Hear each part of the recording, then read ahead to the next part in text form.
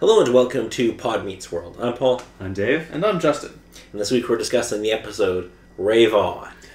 This episode originally aired November 17th, 1995, attracting approximately 16.6 million viewers.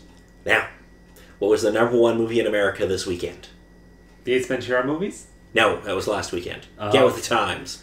Okay. I don't know. Not Ace Ventura. I'll give you a hint. Pierce Brosnan was in it. I it has- can't remember him. Was it a 007 film? It's a little independent film you've probably never heard of called GoldenEye. That's what I figured. The phenomenon begins. That would also have a feckin' great video game. Again, like I said, the phenomenon begins. It revolutionized the first-person shooter genre, sort of, to console. Yes. Although, if you play it now, Ew, it's not that great. it doesn't hold up. It does not hold up at all. Yeah. Hence why they made a remake. I've never played the remake, and I think don't it was really on care the to. Switch, and I'm not sure if they managed to I jump it on. don't really anything care else. to try the remake. I think it also went on to like Xbox or something, but I don't I wouldn't be surprised. They also made a sequel.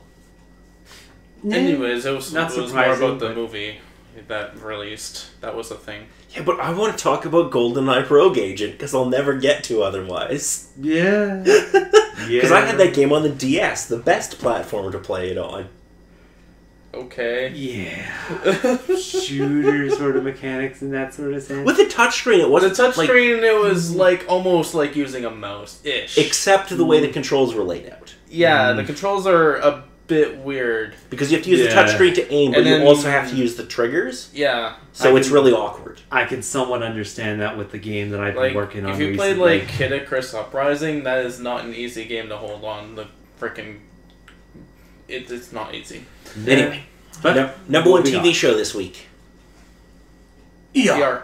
Yep. Alrighty. So, WWF champion at the time. Technically, this doesn't happen for 2 more days, but I'm going with it. Faken? What? Oh, wait, no. Diesel. No. Oh, it's not Diesel this time. It's changed. Change is bad. Technically, this episode aired on a Friday, and the title change didn't happen until Sunday, but I'm including it because fuck Diesel. Meh. So, the current champion is Bret Hart, who wins the belt at Survivor Series. You don't know who that is, do you, Justin? No. No, I kind of know. Okay. WCW champion at the time. Is it still vacant? It is still vacant. Sadness. I see. And for video games. This one, again, I'm fudging a little because this episode airs on the 17th, and this game doesn't come out until the 20th. Any ideas? I'll give you a hint. Super Nintendo, and it's by Rare. Ooh, is it Donkey Kong Country 2? You are correct, sir. Yeah. Donkey- I still have yet to play that game. I know, I've played the first one, but I don't think I've ever played this I've played through the first and third game, but I know a lot of people rave about the second game, and I haven't gone through it yet, and I'm like, I really do want to play through it. If I remember correctly, I believe that's more with Diddy and the Yes, Diddy female? and Dixie. Yeah. No, okay. Yeah. And you have to save the Donkey Kong. And the #1 song in America this week? Was it that one from Mariah Carey still, or? Fantasy by Mariah Carey. Although it will be dethroned next week. Okie dokie. Alrighty, so in this episode, Eric wants to leave a legacy by the time he finishes high school, and he thinks that throwing a big party is the way to go about it. So originally, unbeknownst to Corey, he plans a wild rave at Chubby's for one night later that week. Although why he's having a wild party at Chubby's, I'll never understand, because this is supposed to be an underground party, and you're having it in downtown Philadelphia, at a restaurant. Shouldn't this rave be in a warehouse somewhere where nobody knows about it? I think they might have had a confusing thought of what a rave was. Maybe. It's also a kids show, so that might be part of it too. Yeah. We can't have people tripping on LSD, although we could. That could be good. I think it's also the case of they didn't want to spend the money or have the time to build up a set to make a completely different location for it. Just rent out a warehouse for a day. Yeah, but that would have cost money. Like, a Yeah. lot of money. I guess so.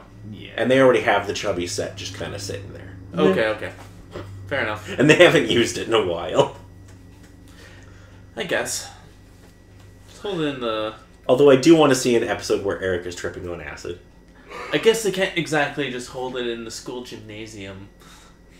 Oh, but if they did. It would have been a thought. But I mean, they had a then- wrestling show there. Yeah, I know they did. So, I mean, why not? Anyway, at the same time, Amy and Alan are visited by an annoying acquaintance from England in preparation for their upcoming anniversary. Reginald Fanfield. Oh, he's the best. He's a little scammer. When Amy overhears Eric on the telephone, she mistakenly thinks that her sons are planning a surprise party for their parents. This immediately thwarts the boys' planned rave, and they are forced to turn it into an anniversary party in just one day. Thinking quickly, Eric decides to combine both events into one big party. That, like, it is technically quick thinking, it's just not very good thinking. Yeah, pretty like, much. On the scale of good ideas, he's still barely raising above 0. Although there is a whopper joke later in the episode. And they pray that his parents never discover the truth, which of course they do. Yeah, of course. Oh, You want aw. And you want to know the best thing? The fact that your parents know that you lied. It's so good. It's like, Mom, Dad, I want you to meet the woman I'm going to spend the rest of my life with. That's your cousin. Oh! And she was just okay with it. She just kind of smiled like, yeah, that's Eric. You have fun. Oh man, another person to dance, but yeah. That's... Oh, I can't... Like, honestly, I can't believe ABC let that joke go to air. Because 95 on a family show, I'm really like, they let that incest joke go to air. Anyway, what do y'all think of this episode? And the fact that Reginald Fairfield is the best character ever. It was definitely chaotic. All good stuff. I'm not sure if I'd say he's the best character ever. He's He- an interesting person to throw into the mix. He's great. Just a reaction with this. Thank you. Who are you? I love the way he just like... I want to thank you for the ride. I didn't have a choice. You're already sitting in my car. Oh, great. I can enjoy my new tub. Well, the little British guy's already swimming laps. Oh, it's so good. So, there's a bit of a reunion happening in this episode that I'm sure David caught, but I know Justin didn't. It's also been a while since I watched it, but like, I'll give you a hint. It happens at the university, at the anniversary party.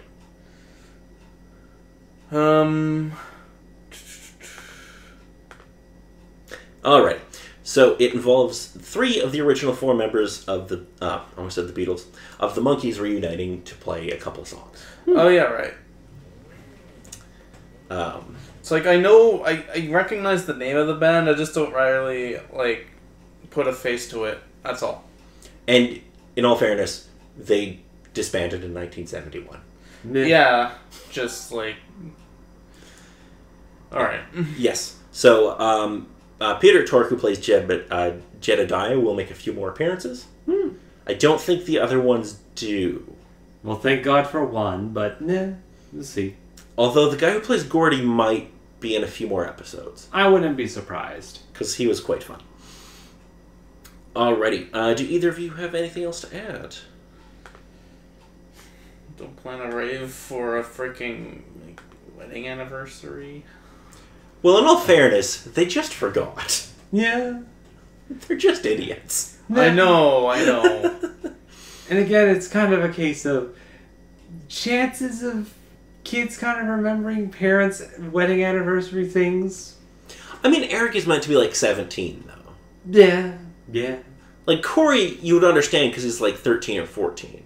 Mm. So it's like, okay, fair enough. But you'd figure Eric would. But then again, it is Eric. It's Eric. Yeah. Anyway. Like a 3-year-old with hormones. He is basically. Exactly. That's not far off. Anyway, so the next episode we'll be discussing is The Last Temptation of Cory. Which, while Topanga gets sick, Cory becomes the object of a pretty girl's incessant affections. Will he give in to temptation? Meanwhile, Eric spends his money in a get-rich-quick scheme. Does he have a piece of valuable baseball memorabilia, or just a piece of junk? Eric's a feckin' idiot. Anyway, until next time, I'm Paul. I'm Dave. And I'm Justin.